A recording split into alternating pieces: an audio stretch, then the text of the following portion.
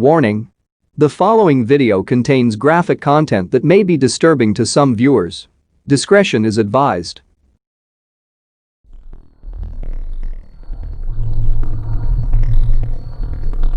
For Murder. Episode 3. Little Miss Nobody.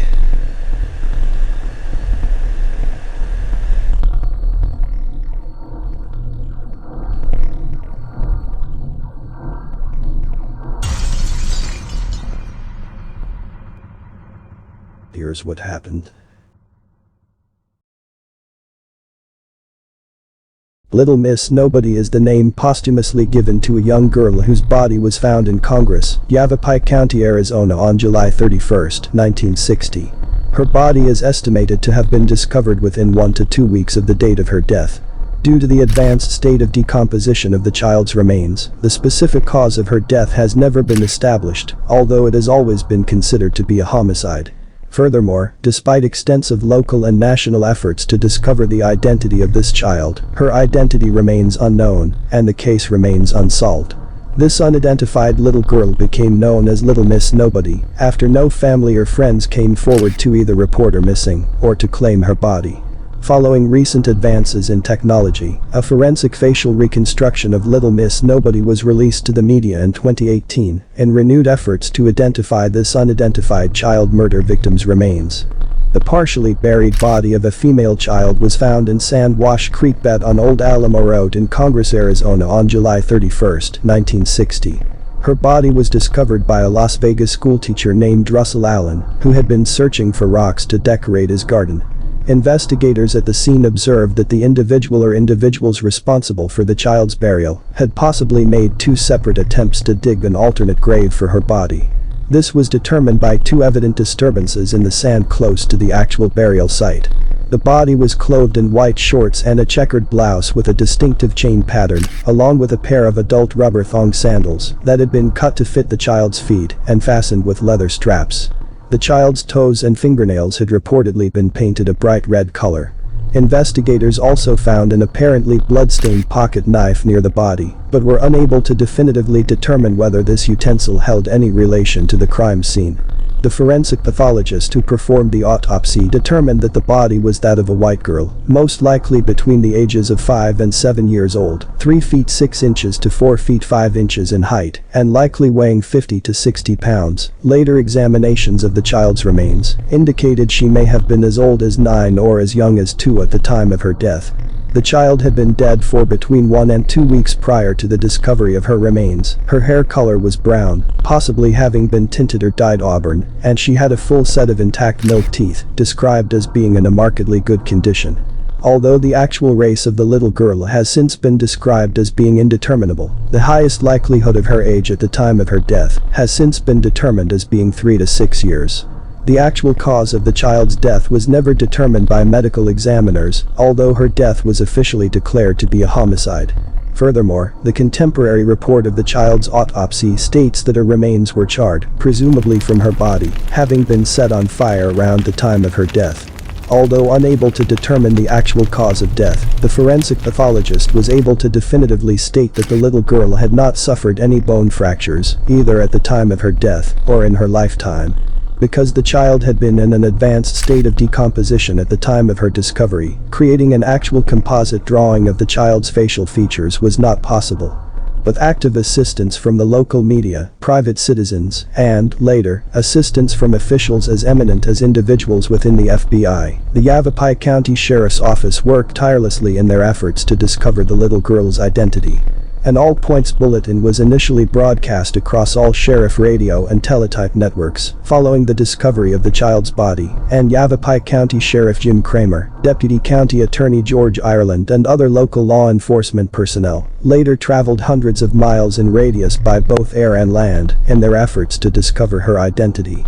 People previously convicted of various offenses involving young children were subjected to prolonged interrogations, and the sheriff's office also received dozens of letters, telephone calls, and telegrams in response to their public appeals for information in their efforts to discover the child's identity. Any possibility the unidentified child had been any known missing young girl was investigated and discounted. By August 1960, investigators began to suspect the remains may have been those of a 4-year-old girl named Sharon Lee Galegas, who had been abducted in New Mexico 10 days before the discovery of the child's body. Despite the fact that the clothing the victim wore was inconsistent to that Galegas was last seen wearing, they could not eliminate Galegas as being the unidentified little girl due to this fact, as the clothing could have easily been changed in the intervening week. Galegas currently remains a missing person. However, police later released a statement that they believed the unidentified child was older than Galegas. Initial speculation was that the child may have been a member of a family of transients, also from New Mexico. Police questioned a man named Lester Davidson and 2 of his 4 children for over an hour. Davidson and his children had been known to have been hitchhiking near Prescott in late July 1960. This questioning concluded that the family likely had no connection to either the unidentified child or Sharon Galegas. Following the verification of the Davidsons' alibis, police sent the clothing, knife, and footprints found with her near the child's body to an FBI laboratory to undergo further examination. In March 1961, a possibility arose that the little girl may have been Debbie Dudley, a 4-year-old girl missing from Virginia. Investigators had failed to find the bodies of Dudley and her remaining siblings after the body of her 7-year-old sister, Carol Ann, was found wrapped in a blanket on February 9, 1961, she having died due to a combination of the malnutrition, exposure, and neglect she had endured from her parents. Debbie's remains were later found in southern Virginia. She was buried alongside her sister. The parents were later charged with both murders. On August 8, 1961, Sheriff Kramer led a party of law enforcement officers and a camera crew to film the location where the child's body had been found. Later that afternoon, Sheriff Kramer and Yavapai County Attorney George Ireland presented evidence to the media which included the adult-sized rubber sandals that had been cut to fit the child's feet. Sheriff Kramer stated, "Somewhere, there is someone who has the answer that we have been looking for. Maybe this will be the thing that will bring that person forward." The footage of this scene and the interview with Sheriff Kramer was later broadcast on television with hopes that fresh leads toward establishing the identity of the child would ensue, although the program brought no significant new information. Despite the numerous and extensive local and national efforts conducted to identify her, all contemporary efforts to either identify the child or trace any of her relatives failed. The funeral of this unidentified child was conducted on August 10, 1960. She was laid to rest in Mountain View Cemetery. The campaign for funds to provide a dignified burial as opposed to an anonymous burial inside a pauper's grave was spearheaded by a local radio announcer named Dave Paladin. In interviews, Paladin stated his primary motivation was that he found the thought of a little girl buried in Boot Hill insufferable. He insisted that the child received a decent Christian burial. Prior to her funeral, the child had become colloquially known within and around Yavapai County as Little Miss Nobody. The funeral service for Little Miss Nobody was conducted at the Congregational Church in Prescott, Arizona, and was officiated by Dr. Charles Franklin Parker, with over 70 mourners in attendance. At this service, a placard was placed upon Little Miss Nobody's pale blue casket with the inscription reading, "God's little child, date of birth unknown, date of death unknown." Her headstone is inscribed with a section of a quote from St. Matthew, which reads, "Blessed are the pure in heart." During the eulogy at the funeral of Little Miss Nobody, Dr. Parker recited a poem entitled, "For a Little Girl Unknown," before addressing those in attendance with a speech in which he stated, "Here is a little wanderer who has been in our midst. We don't know her name, we can only guess her age. It occurs to me we may not know, but God knows. There are no unknowns, no orphans in God's world. She doesn't need a name today. She has the name of an angel somewhere in eternity. We may never know the whys and wherefores, but somewhere, someone is going to be watching the paper to learn what happened to a little girl left on the desert. If there has been a misdeed, probably a disquieted conscience will go on and on." Due to recent advances in technology and DNA profiling, a decision to exhume the body of Little Miss Nobody to obtain a DNA sample was made in 2018, with the National Center for Missing and Exploited Children offering to pay for the exhumation and required testing.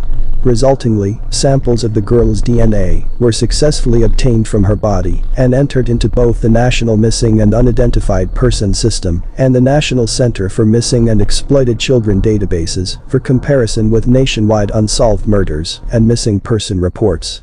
Furthermore, the University of North Texas Center for Human Identification also created a detailed forensic facial reconstruction of the unidentified child, depicting how she may have appeared in life before her body was reburied at Mountain View Cemetery.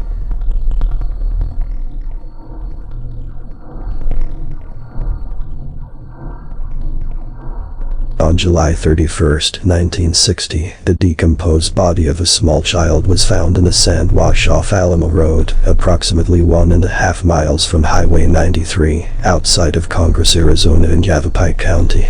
It is believed the female child, who is commonly referred to as Little Miss Nobody, had been deceased for 1 to 2 weeks prior to being found.